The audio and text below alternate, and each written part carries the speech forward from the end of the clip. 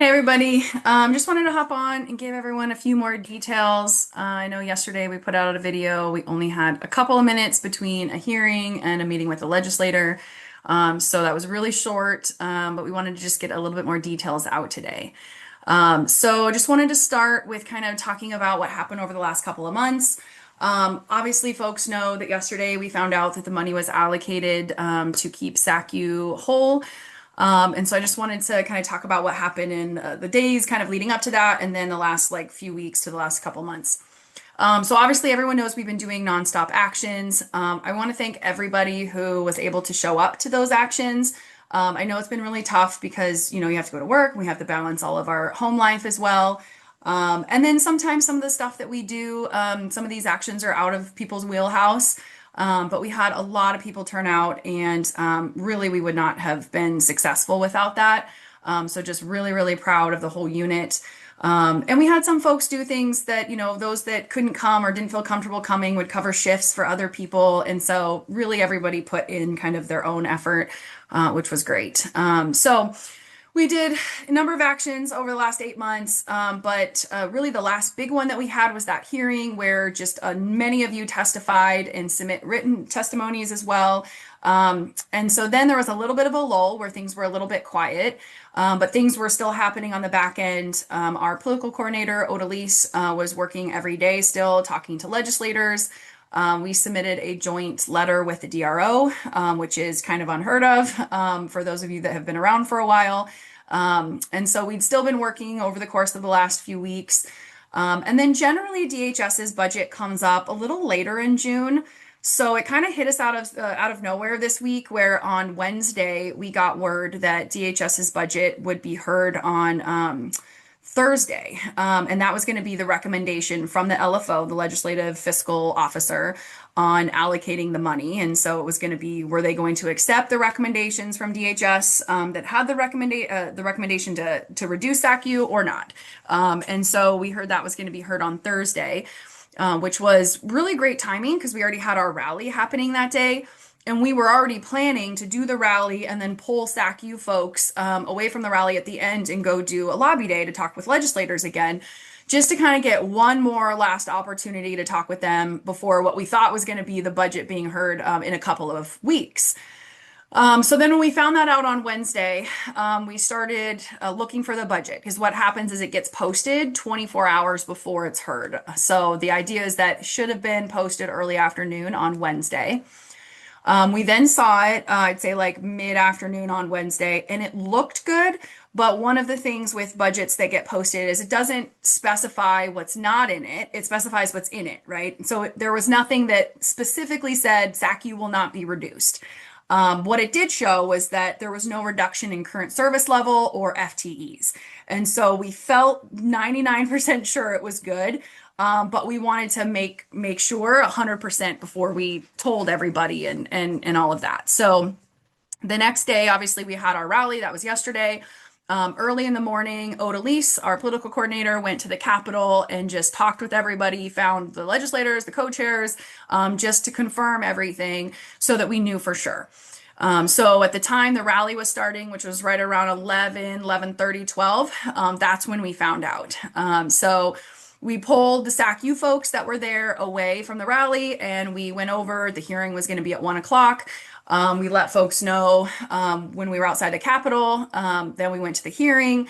The hearing was really good. It doesn't dive into every detail, so if you see that online, you'll see that. But Senator Gelsler-Bluon did speak to the situation and talked about how kind of historic it was that we were on the same page with the DRO, and that made a really big impact. That both us and the DRO thought that it was, obviously a terrible idea to cut half of SACU, and the impact that that would have on not just the staff, but obviously from their perspective, the individuals.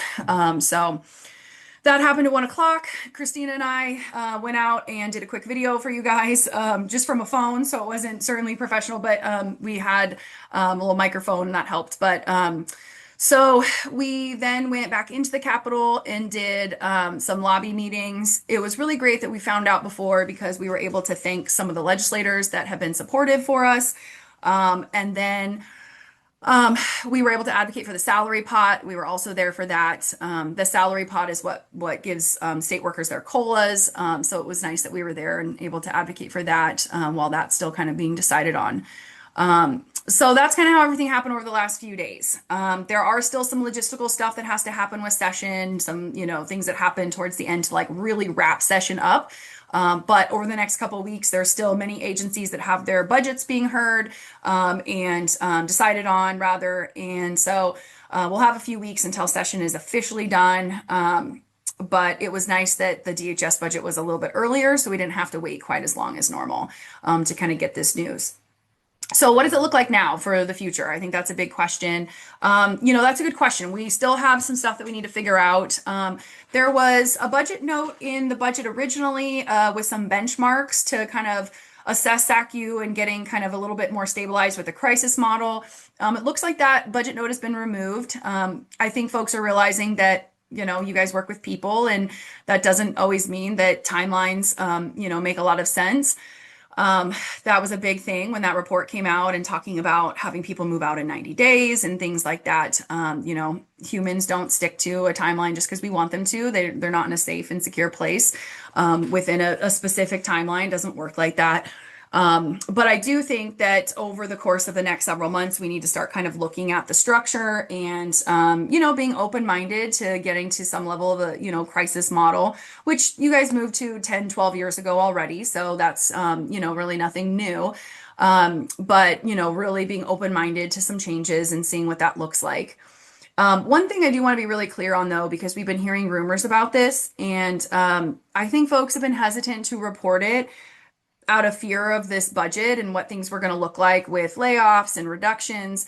And that is that I think with the push to get to a crisis model, there has been some unsafe decisions made.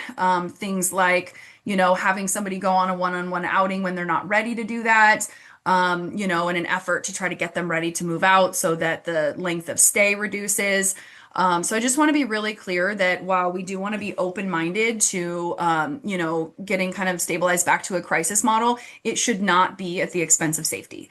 When folks are kind of looking at SACU's program as a whole, they're not just looking at length of stay. They're going to be looking at safe claims and Otis and individuals being injured by other individuals and things like that. So while it is important for us to be open-minded and, look at what the structure looks like, that should not be putting people in an unsafe situation. So please report that if that happens. We know that it's been really hard over the last few months and there's been a lot of panicking. And we probably still have a long journey ahead of us, but we don't need people getting injured in the meantime. That's not going to help any bottom line here. So please kind of keep that in mind. Okay, so then we expect there will be some kind of, I don't want to say task force because we've had a formal task force in the past, and I don't know if it'll be called a task force, but something similar to that I expect will happen over the next year or so, really diving into SACU structure. Our number one goal with that is going to be equal participation, right? The represented workforce needs equal participation on whatever takes place. And I don't know what that's going to be yet. But obviously there was this big, report that came out recently, and there was no collaboration with the union, with stakeholders, with disability rights organizations, with guardians, and look how that turned out. So obviously we think that needs to happen for anything to be successful. So kind of keep that in mind as we go through the next several months. Obviously, if we hear of anything, any kind of work group, task force, anything that might happen, we'll communicate with folks and let folks know right away. And then I just want to make one just kind of quick note. Some folks have kind of asked like what all led to all of this. I think there's a lot of different things that could have led to this. I'm not going to speak to anything in terms of legal just because that stuff's all being worked through. But one thing that we do just want to flag is that overtime did come up quite a bit throughout this situation and the cost of overtime for SACU. There are certain things that are out of our control, right? Things like vacancy rates, not in representative workforce's control.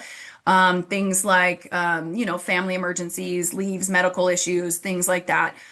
So that's going to be what it's going to be. So this is just to make a comment about things that may be more in our control.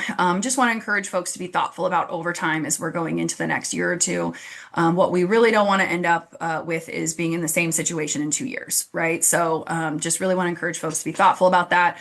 because that was something that came up from many legislators over the last several months as we were kind of fighting this fight. And so we just want to make sure folks are thinking about, reducing overtime as much as possible within the areas that we have control of. Obviously, there's many, like I said, that we don't. So all in all, really great news this week. I think a lot of us have just been on the edge of our seat, kind of waiting for this information. It's been a really tough, like 8 to 10 months. Yeah, it's good that we were finally able to get some information on this.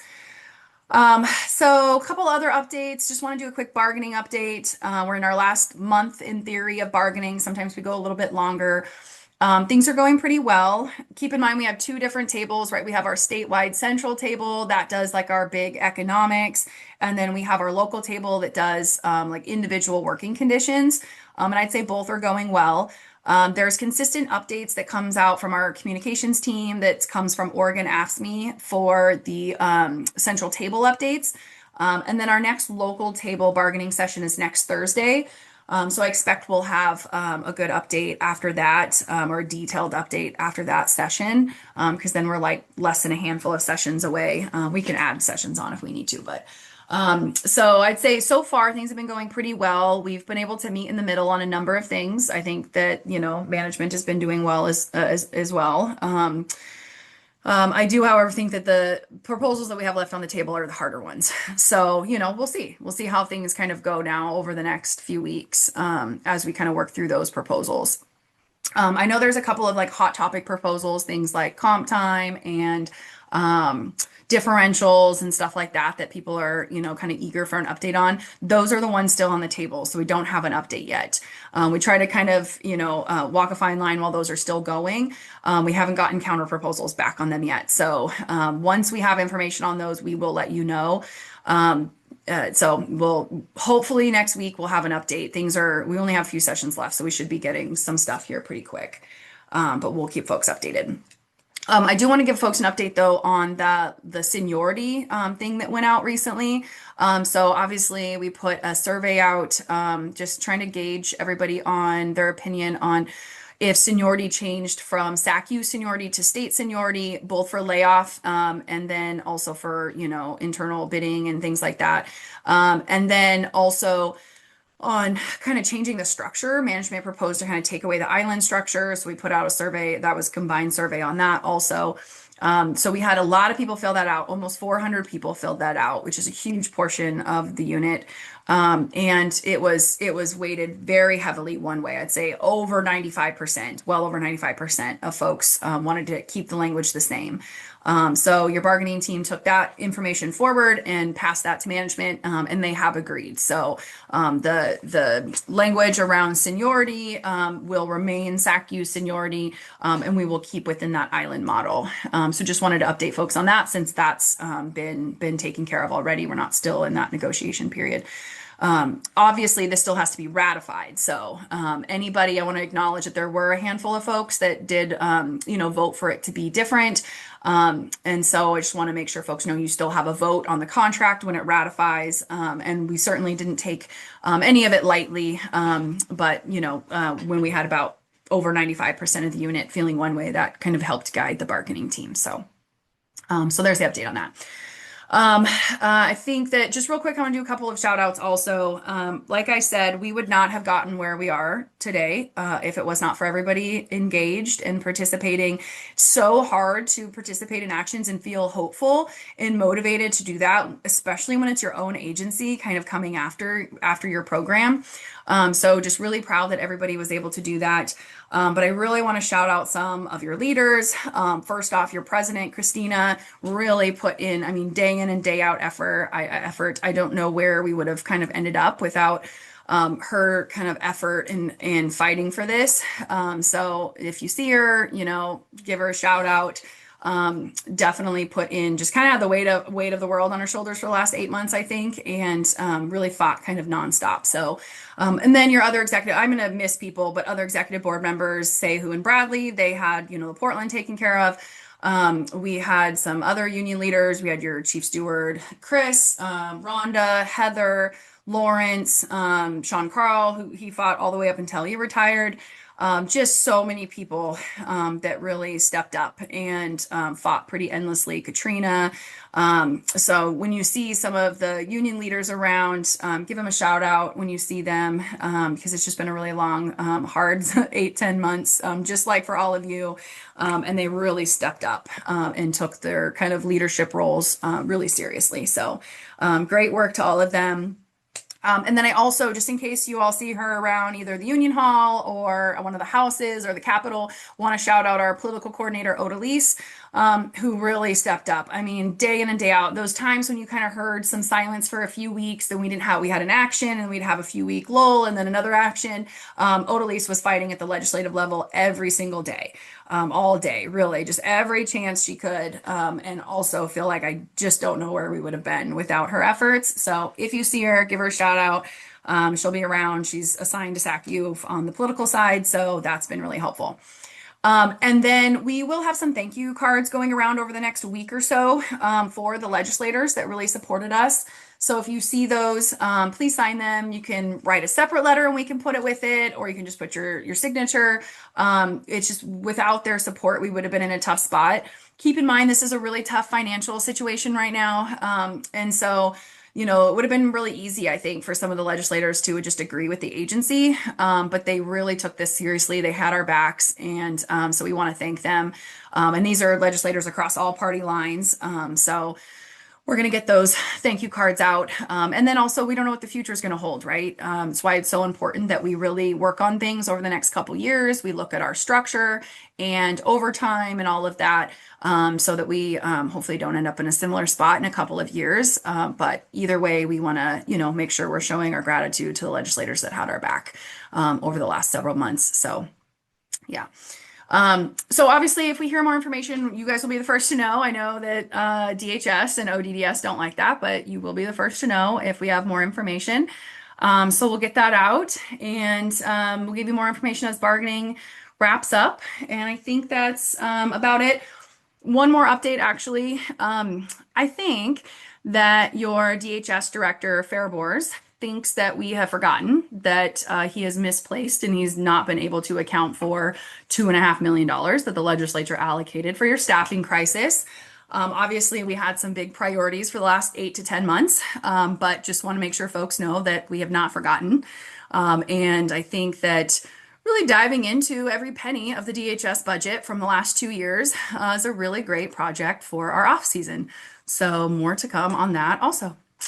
All right, everybody. Great work over the last several months. When we get more information, we'll let you all know. Thanks, everyone.